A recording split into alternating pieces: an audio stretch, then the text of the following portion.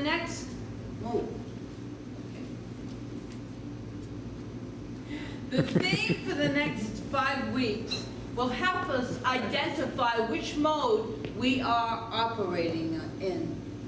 Are we surviving, striving, or thriving? So this entire theme is devoted to helping us uplift our ways of thinking into a thriving consciousness. Yes, we all want to be in that thriving consciousness. Yes, yes. Oh yeah. Many of us have it seems like a lifetime just trying to survive. The heck with expressing all that happiness, all that joy, and all the other stuff, because we're just trying to get through it. Those would all be real luxuries. The place of surviving is certainly not a very free or independent place to be in. Because some of us, I know that some of us are there right now, and some of us have been there many times, but in that place there is not much room for God. At some point in our journey of unfolding, we may have moved into a place of striving. Striving is a step up. Striving to make our lives turn into the way we wanted them to be. Pursuing life, liberty, and the happiness, trying, and that's a word, I don't really like that, but trying to force things to happen. It's going to make it happen, right? I'm going to make it happen. And many of us have been very successful in that mode of operation. There may be some independence there and some burden. And again, not a whole lot of room for God to truly express through us in that mode either. But yet there's another way to be, and that is to thrive, which is in the space of pure potentiality and creativity, in which this is the place that Spirit really meant for us to be. In this place where there is no pursuit of happiness, instead there just is. There's a peace, there's a flow, there's an ebb, and it just feels all so natural when we're in that space, that mode of thriving. This is the place where what seems impossible becomes possible. These are our inalienable rights, because they were endowed to us by our Creator. All of this good, all of this creation of joy and happiness, and all of that good stuff in our lives is within us, and it was endowed to us. Today, let us set the foundation for our series by looking at what it means to be in the mode of surviving, what it means to be in the mode of striving, and what it means to be in that mode of thriving. And more importantly, what it means where you are right now in your life. Right now it's the only place we can start anyway, right now in our lives, because we have to know where we are before we can move forward. We have to know where we are. I love the description of consciousness when I read, now Michael Beckwith, this has been a while now, he's had this CDs and a workbook, a book that goes with it, Life Visioning Workbook. I guess it's about 20 years old now. But he had descriptions of 4 stages of evolution. The evolution of our souls. This is the first stage he calls victim consciousness. So we're all familiar with that phrase, victim consciousness. I'm sure we've all been there, or go in and out of it. This is where you'll find yourself saying, it is done to me, or we ask the question, why me? I know no one here does that. That's the old us. The old us used to do that. And next we move into, in Michael Beckwith's 4 stages, next we move into manifestor consciousness. In this stage, we say things like, to it, by me, with the understanding that we have dominion over the thought process itself. We do. They're our thoughts. We have dominion over them. I know before I came into this teaching, now it's been 30 years. Before I came into this teaching, I didn't know that. I really didn't know that I could change my life by changing my thoughts. I really didn't. And so it's been a process of going in and out of all of these different stages. We learned that we can consciously use the law of attraction. We know this. The third stage, Beckwith calls the channel consciousness. That's when spirit is moving through us and we can feel it moving through it. We are a vehicle in which the divine expresses through. And remember, stage one, we view things as happening to us by it. In stage two, we grew, evolved to make things happen, through me. To me, by me. That's the to me and by me one. And then in the third stage, we allow things to happen through us. And that's kind of what Dana was speaking about, is she's allowing that intuitive voice to guide her life. It is not a thought process up here, because this is not, for me, I'll speak for me, this is not a good place for Margaret to be, because I have all kinds of imaginations, things that make up stories about every single person I see, well, that person, you know, none of it's true. None of it's true.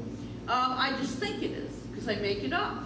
But this is when we allow the intuitive voice to guide us, to move us through life, and things always work out so well when we get to that place. They truly do.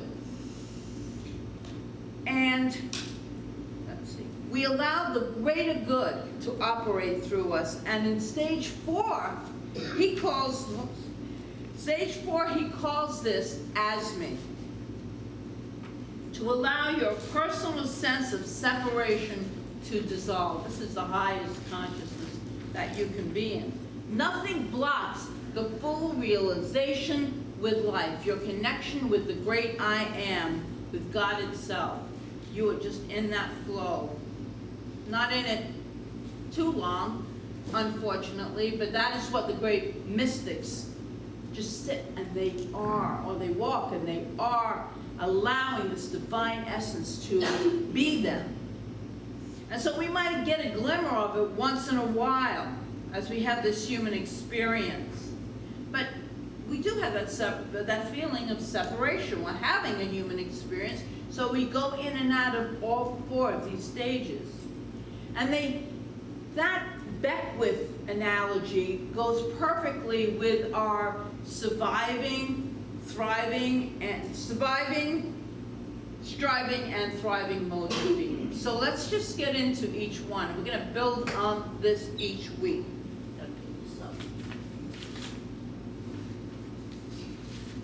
So, the mode of surviving. There's a story about a remote monastery perched high on a cliff, several hundred feet in the air. And it is absolutely the most beautiful place, peaceful and serene, filled with love. It has a widespread reputation, and people flock to it from all over to experience its sacred energy. There's just one problem. For all those folks that might want to visit, the only way to reach the top is in suspended in a basket, which is then hoisted to the top by several monks who tug and they pull on this rope to make sure the basket goes up.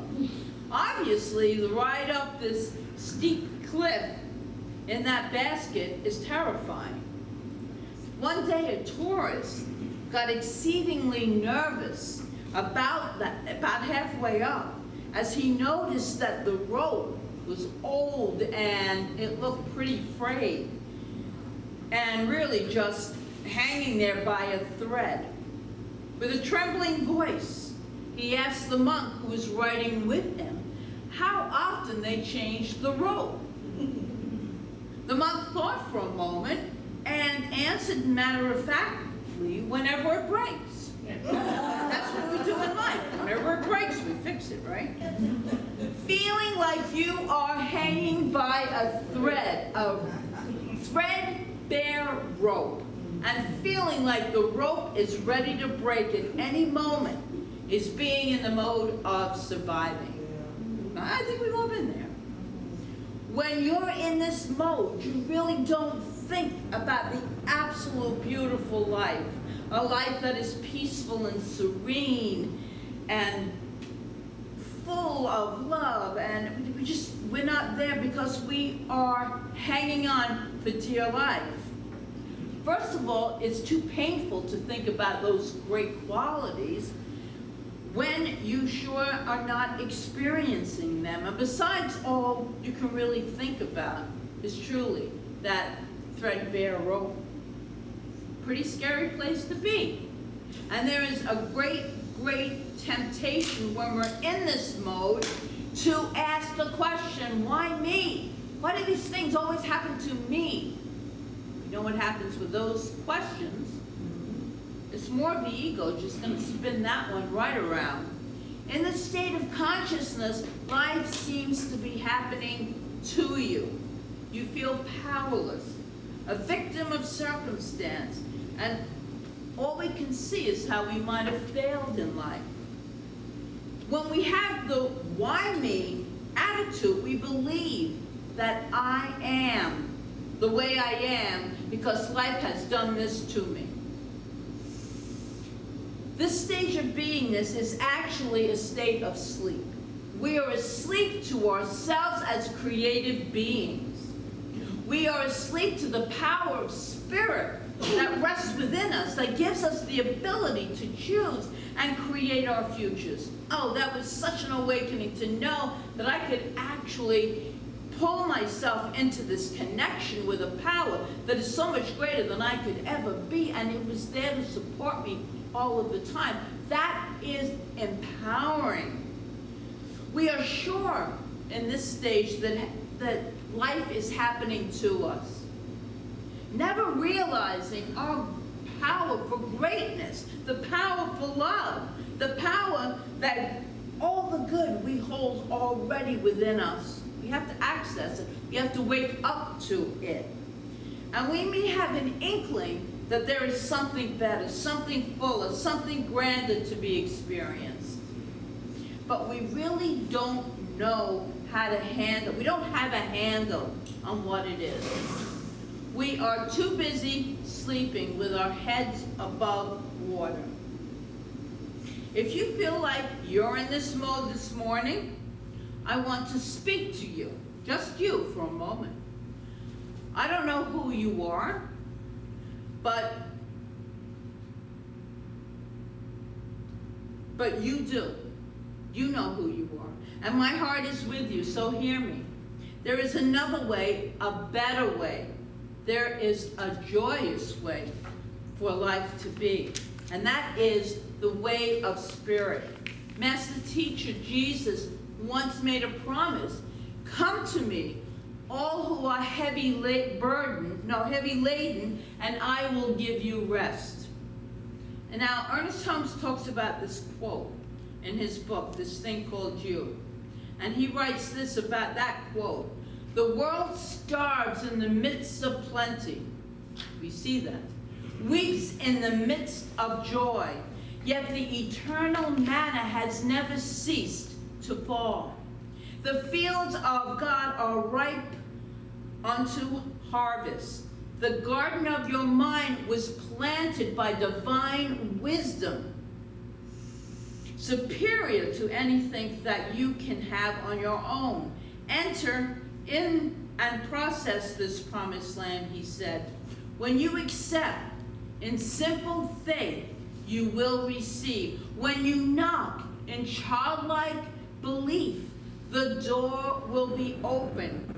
What you seek with an enthusiastic acceptance, you will find.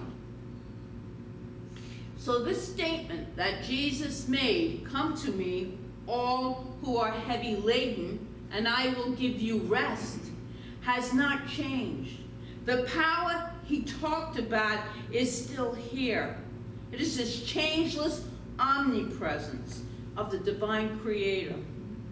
And we can know this even in that state. This is the moving, this is the striving, which we're going to move into, state of knowing the universe always supports me. We're in the middle of what seems like a life-altering, not in a good way, experience of just trying to survive to the next day, the next hour, the next minute. We can know, this is how we shift it, by bringing God into it. The universe is always supporting me in every way. And that moves us into the mode of striving. So, I have a glass of water. How heavy do you think this glass of water is? Heavy. The reality is, it really doesn't matter what the absolute weight is. It depends on how long you hold it. If I hold it for a minute, it's okay. And if I hold it for an hour, I will have an ache in my arm. And if I hold it all day, you'll probably have to take me to the hospital, because my arm would really be, like, bad. It's the exact same weight, but the longer that we hold it, the heavier it becomes. Remember, the heavy laden. This is somewhat how the mode of striving feels, and how it is likened to the idea of by me. Because we're making stuff happen. It takes a lot of energy just to be in that striving mode, because we're making things happen.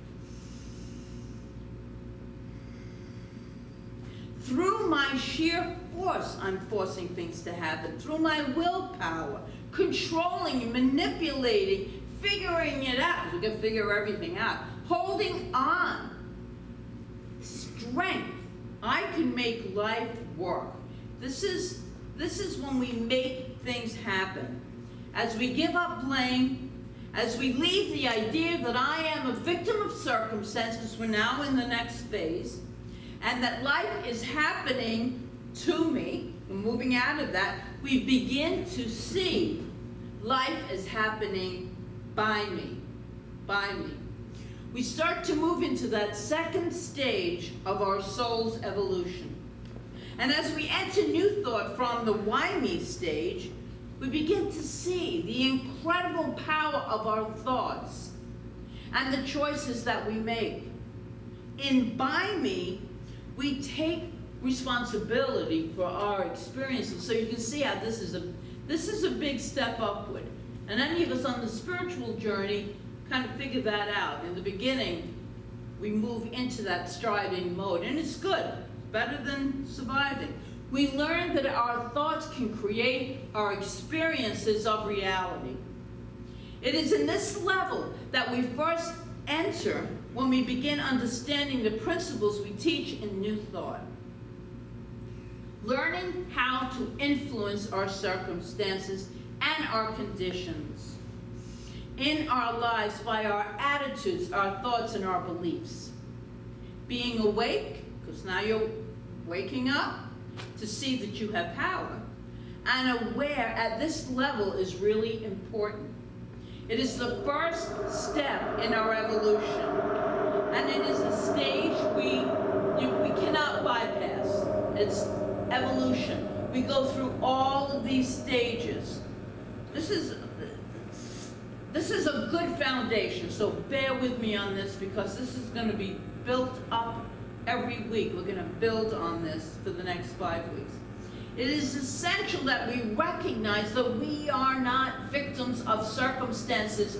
We are not victims of circumstances. Things are happening, it's how we respond to them. We have our own power, each and every one of us. And while striving is a much more powerful place than surviving, it's often stressful. Fearful way to live. We're still afraid. And just like my arm is going to get very, very heavy if I keep holding that glass of water for hours at a time, that's the feeling that striving can feel like. because we have to make things happen. It gets heavy. The story of Nasruddin from India, who was saved up. He was so excited. He saved up all of his money to buy a new shirt. He went to a tailor shop full of excitement, and the tailor measured him and said, "Come back in a week. If Allah wills, the shirt will be ready." And the Mullah contained himself for a week and then went back to the shop, very excited. There has been a delay, but if Allah wills, your shirt will be ready tomorrow. The following day, Rasputin returned. "I am sorry," said the tailor, "but it is not quite finished. Try tomorrow, and if Allah wills, it will be ready for you." "How long would it take," he asked the exasperated Nasruddin, "if you leave Allah out of it?" That is the striving mode. When we leave God out of all of our decisions, we must bring this divine knowledge, this wisdom that we have learned over so many years of studying and live it, to know that there's a power within us. If you feel that you are in this mode this morning, and I want to speak to you, just you, for a moment. I don't know who you are, but you do. And I understand how much you've worked to get through this striving for something. But even in the striving mode, there's no room for God. Maybe a little bit, if you know this teaching and you kind of bring it in, but then you forget it and go right back to separation. So there is a much more joyous way of us living life, and that is in the mode of thriving. We are moving into this mode of thriving, and that is the goal over the next 5 weeks. This is the mode of through me. This is when we listen to our intuitive voice to give us directions on every single thing in our life, from our physical health to our mental health to the actions that we need to take. God working through me and God working as me is our realization that of our own devices we can do nothing. But with God, all things are possible. To deepen into that realization, God, all things are possible. God is moving through me. I myself can do nothing. It is the Father within. That is a great biblical quote. It truly is. Because it's the God within that does everything. When we thrive, we realize that we are never alone. We're never alone. We don't have to make it all happen.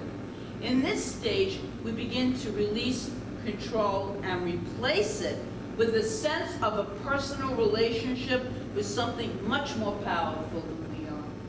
With the God of our being, developing that relationship. But we get to know in this mode that we are not operating alone. There is always divine support. It's a system and it's always there. We know that the presence and power that created this universe is available, present, and supportive of our greatest good. It is so wonderful and uplifting to really believe that and to know that, especially when you're going through stuff, and you will. It's life. Stuff happens. We know that the presence and power that created the universe is available to us each and every moment and wants us to experience our greater good. And through me, we might wake up sufficiently to realize that we are guided by a higher power. We recognize that we do not know all the answers. Yet we know that the great wisdom within us knows the answer, because I truly believe that every problem comes in with an answer. But we have to be awake and aware to intuit that answer, always guiding us, truly. We know that God works in us and through us according to our willingness to listen and to follow that guidance. And through me, we give up personal control and continually ask for guidance, and to bring about only the highest and best good in our lives. And we are always divinely guided into that. So I'm going to finish this talk with a quote, a reading, actually short reading, by John Randolph Price in his book, The Jesus Code. God expresses itself as me, and I eternally live in God, with God, as the Spirit of God. The fullness of the Godhead dwells in me and expresses through me. I am a perfect channel for positive change in the world. I recognize my value as an individual being living on this earth at this time. As the very worthiness of God, I am part of the grand plan of continual creation. And my contribution to this world is vitally important in this divine scheme of things, poised, powerful, and peaceful. This is for all of us to take in. I do my part with love and with joy. I am guiltless, open and receptive to right answers, and devoted to my purpose in life. Everything I do is meaningful and worthwhile. I am free because I know who I am. When you open yourself up to this idea of this divine energy, this God, of trusting it and knowing it is supporting and directing every aspect of our lives, and it is, I truly believe this, trusting in it, how powerful that is. It is the place where miracles are possible. Miracles in so many forms. Remember, there are no miracles in God, but there are miracles in our lives, because we think anything, wow, is a miracle. And that's good. It's a positive word. I love miracles. And so I look forward to the next 5 weeks or the next month of thriving with each and every one of you. So it is.